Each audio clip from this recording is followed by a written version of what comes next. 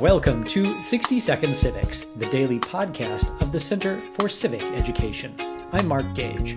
We're joined again today by a very special guest, Lisa Tetrault, Associate Professor of History at Carnegie Mellon University.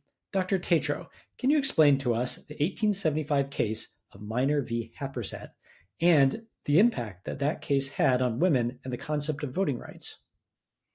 Minor v. Happersett was a Supreme Court decision, and shortly after the American Civil War, there were a variety of amendments passed. They were called the Reconstruction Amendments. The 14th and the 15th, in particular, established birthright citizenship and also Black male voting.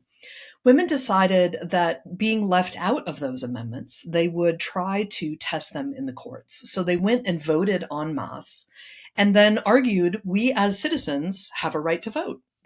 The court rejects that argument.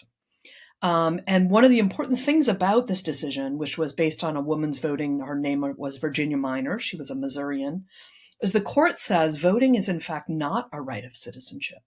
And so therefore, women are not entitled to vote by virtue of being citizens, nor, as it would soon turn out, were many other people. And so its implication for all people was massive because it showed that the Supreme Court was not willing to broadly read voting rights in the aftermath of the American Civil War, but to read them very narrowly and also to deny that it was in fact a right of citizenship.